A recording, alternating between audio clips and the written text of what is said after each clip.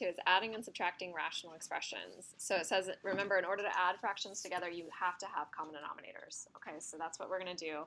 For these first two examples, pretty easy. We have 1/3 plus 1/4. So if we're getting common denominators, we make our denominator 12. So we're going to multiply the first fraction by 4/4. Then we're going to multiply the second fraction, 1/4, by 3/3.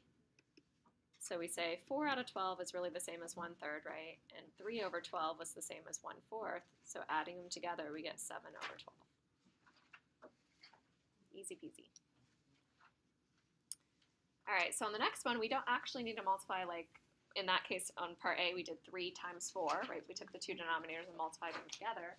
But on this next one, I don't need to do 16 times 32 times 64. That would be crazy big, right? What do I change all of them to? 64. 64, right? The least common denominator, the least common multiple. So I'm going to multiply the first one by 4/4, the second one by 2/2. So I get 12/64 plus 2/64 plus 5/64. So we get a total of 19/64. And that's our answer.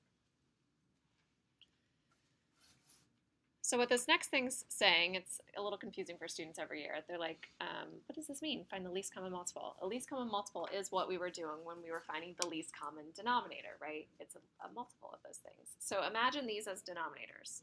So what if I had those numbers, 4 and 6? What would their least common multiple be?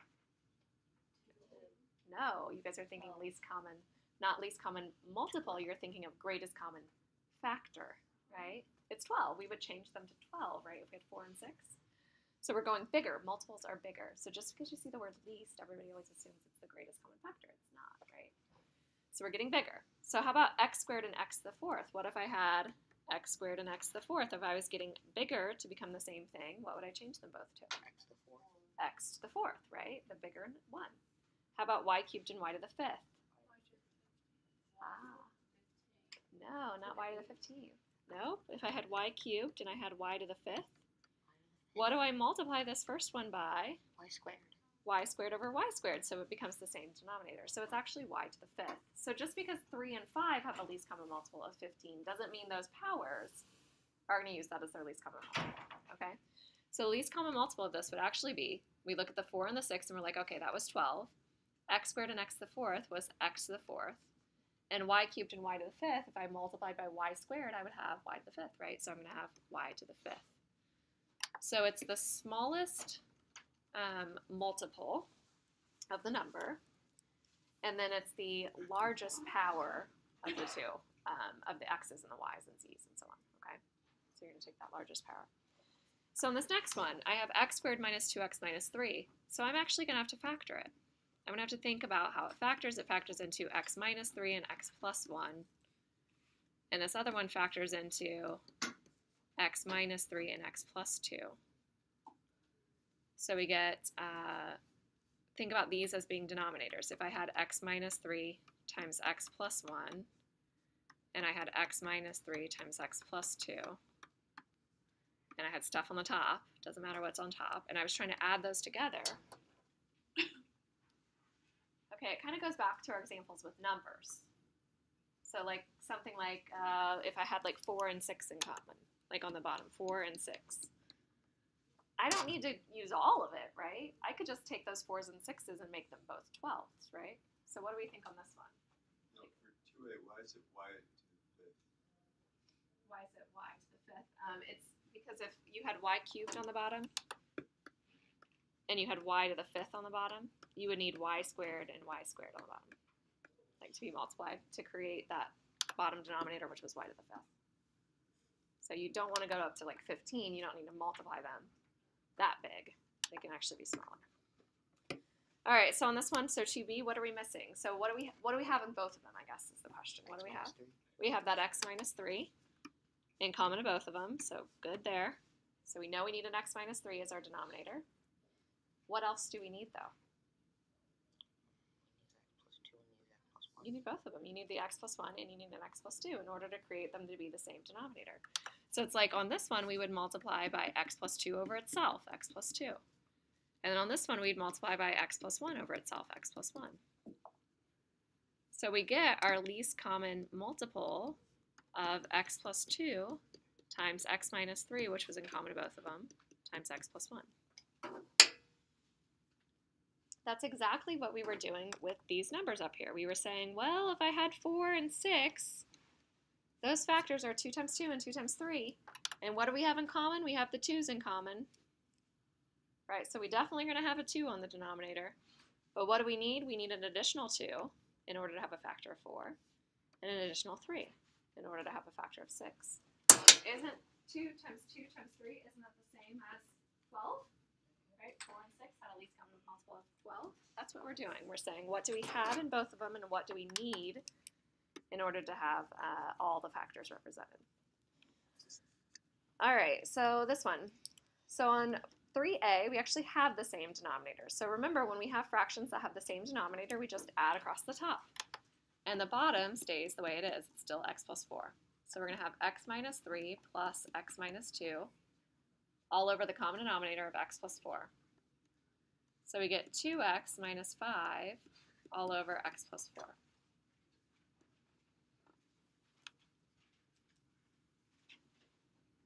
And the next one has the same denominators as well, right? X squared plus 1 and x squared plus 1. But the tricky part about this is there's a minus in between. So whenever there's a minus in between, I always kind of rewrite the question. But instead I do plus, and then I distribute the negative along the top. It makes it a lot easier. So I have a minus and a minus now there.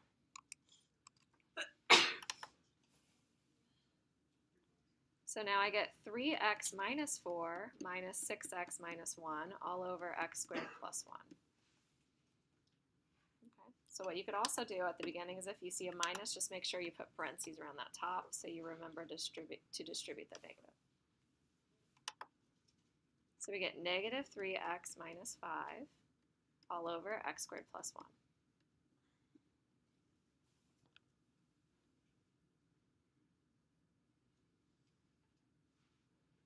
Okay, so now on the next one, we start to have denominators that are not the same. So on one of them, we have x squared plus 3x minus 4, and on the other one, we have x plus 4. Okay, so that's when we're going to look at the factors of the denominators. So x squared plus 3x minus 4 factors, and it factors into x plus 4 times x minus 1. Yeah?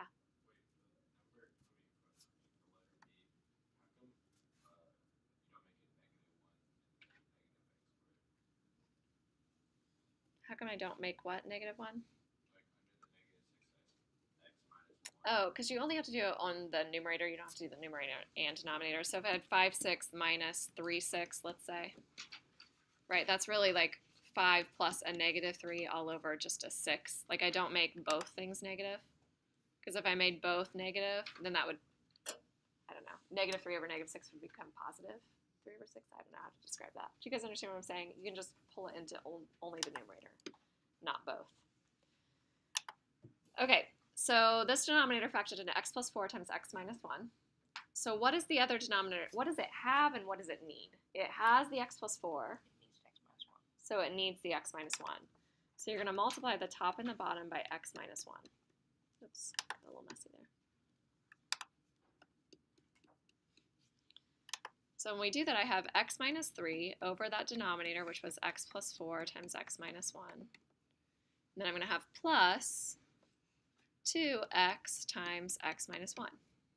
And I can put that all over that one denominator now, because they're the same denominators. So we shouldn't factor it? Factor Or, what? I mean, actually, multiply 2x and x. Yeah, I'm going to on the next step, Oh, yep. okay.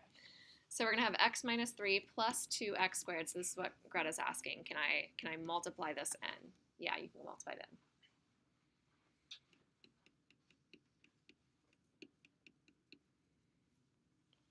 And I continue to simplify, so I'm like, okay, I have 2x squared, I have x minus 2x, so minus x, and then negative 3, and then I have x plus 4 times x minus 1.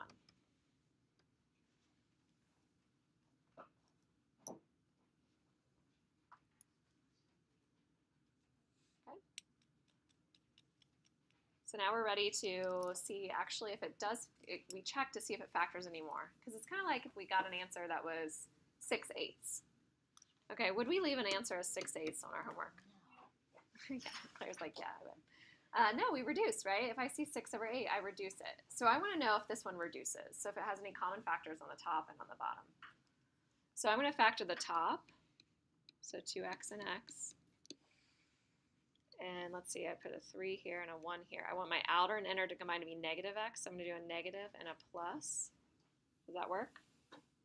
2x minus 3 times x plus 1. It factors, right? But does it have anything in common with the bottom? No. So once you see that, you can leave your answer lots of different ways. You can leave it like in the factored form if you want. You could leave it like this. You could multiply out the denominator if you want to. I don't care. I would just leave it wherever it is. So I would probably leave it in that final factored form just to show, hey, it didn't go down any further. All right, so on the next one. So we look at our denominator, so we're like, oh, x squared minus 9. I know how that factors. It factors into x plus 3 times x minus 3, right? So we decide, what does it have, what does it need? So on the other fraction, it has x plus 3. It needs the other one, right? It needs x minus 3 as well. Oops. Okay, so this one's a little tricky because there's a minus there as well. So when you have a minus, I'm going to think of this whole second part in a big bracket. It's all going to be together. So I'm going to have to change all those signs eventually. So when I start to factor, or so when I start to FOIL it out, I'm going to have my 2x squared minus 30. And I'm going to do a minus, and I'm going to do my big parenthesis or big bracket. And I FOIL this inside part out. So I take x plus 5 times x minus 3. So I'm going to have x squared, x times x. My outer is negative 3x. My inner is plus 5x. And my last is minus 15. And then the bottom is that x squared minus 9, or you can write x plus 3 times x minus 3. It doesn't matter how you write it.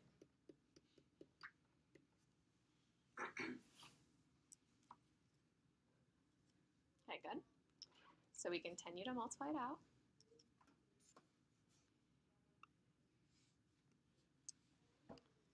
So I'm going to have 2x squared minus 30. I'm going to do minus x squared. When I had negative 3x plus 5x, I had plus 2x, so do them negative, so minus 2x, and then plus 15.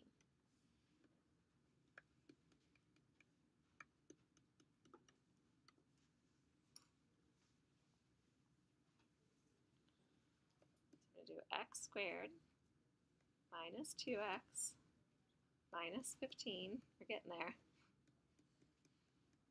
I always hated these ones because you had like to write the bottom too, so sometimes I got lazy. And instead of writing the denominator, like I just had to remember, okay, I have a denominator, here's how I would write it. So if you want to do this on your homework, I won't judge because I always did this. I did like little quotes, like, oh, the thing above it continued. Oh, the thing above it continued. And then at the very end, I wrote it, right? So if you want to do that, I'm fine with that. Okay, so anyway, so we're to the point where we have x squared minus 2x minus 15. So what should I check? Yeah, let's check to see if it simplifies at all. So I'm going to factor the numerator into x minus 5 and x plus 3, right? All over x plus 3 times x minus 3. And this one actually does simplify. So we should simplify it. So our final answer is x minus 5 over x minus 3. Does it go down any further? Yeah. Oh wait a second. I see like why the 2x. Yeah. Wait, never mind. You got it too? Okay, so remember my trick for deciding if something goes down further. Plug in what number? What's a good number to plug in? 7. I always plug in 7. I don't know why. So imagine you plug in 7. If you have 7 minus 5 over 7 minus 3, can you cancel those 7s?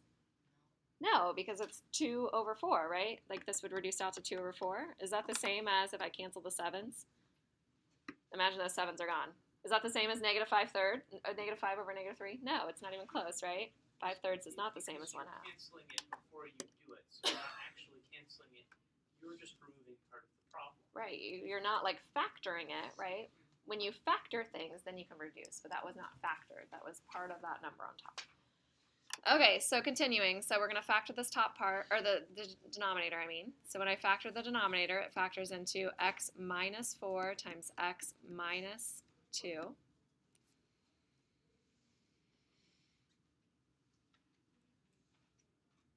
So this one could actually reduce before we even start it. I didn't plan it to be that way, but it could. Do you guys see why? Yeah, because the top is x plus 2 times x minus 2. Right, that's how x squared minus 4 factors. So those x minus 2's could actually go away, which is kind of nice in this example because our other denominator is x minus 4.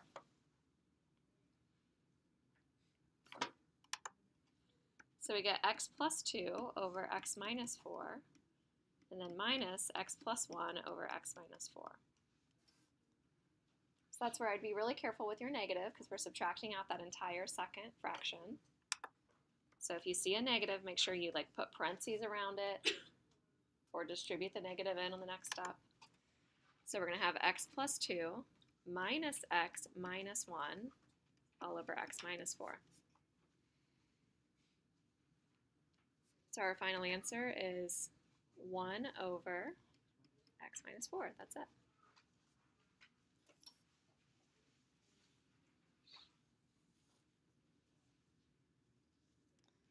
Okay, and for some reason the next one is one that there's something similar on your homework. I think it's like 2 and x plus 2 on your homework, and people are always like, wait, all I have to do is just add x on that other one. That's not quite how it works. Okay, so again, think of our trick with 7. If I had 2 and I had 9 on the other denominator, what would they need to be for the common denominator? 18, right? We're going to need to multiply those two denominators together. So that's what we need to do on this next one. So we have an 8 as a standalone factor. We have an x as a standalone, and x plus 8 is a factor as well. We need all three of those as our denominator. So your denominator needs to look like 8 times x plus 8. We need all three. So on the first fraction, so the x minus 1, I need to multiply by both the x and the x plus 8. So it's going to get really messy. So I'm going to have x times x plus 8, and then times that x minus 1 that was there already. What about the next one? Yeah, it's going to need both the 8 and then the x plus 8, right? So we're going to need plus 8 times x plus 8 times the 2 that was already there. And then the last one, yeah, it's just going to be 8x times that 1. Gross there, a little messy. I'm too much of a perfectionist sometimes. I should just leave it. Okay. Okay, are we ready to FOIL this out? All of your faces, you're like, ew, gross. All right, so if I FOIL x plus 8 times x minus 1 out, then I'm going to get x squared. My outer is negative 1x. My inner is plus 8x. So I'm going to get plus 7x minus 8. But I'm still multiplying by an x. Then on the next one, I'm going to have 8 times 2, which is 16. And it's going to be multiplied by that x plus 8. Sorry, this is a plus here on the end. And then plus 8x. All over the denominator. Do you guys want to be lazy like me with the little quotes? You like that? Yeah. Why is it A plus 8x? Yeah, I think I had tried to erase that 2 to make it nicer, and then I think I erased my plus sign. Okay, continue to simplify. Wait, like, how do you determine which ones on the top to multiply by the ones on the bottom? Do I need to show the steps? So like this one I would need, so if it has an x already, it needs both an 8 and an x plus 8. So we multiply that on the top as well. 8 times x plus 8. So that's where this came from. On the bottom, okay. Yeah, it multiplies on the top and the bottom. But you use basically what it's missing on the bottom to get it. All right, so we're going to get x cubed plus 7x squared minus 8x plus 16x plus 16 times 8. You guys know 16 times 8? 128. Plus 8x. Oops, the x on the end just keeps getting like cut off. 8x. All right. And things will cancel. So the negative 8x and the 8x cancel. Really not much. Yeah, so that's about it. So we're going to have x cubed plus 7x squared plus 16x plus 128 all over 8x times x plus 8. Done.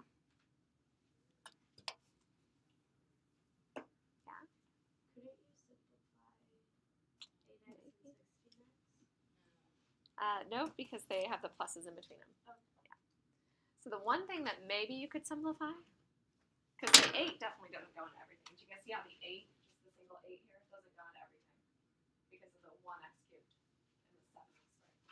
So there's no GCF of 8. There's no GCF of x either. Do you see that? So the one thing that might go into that polynomial up there is the x plus 8.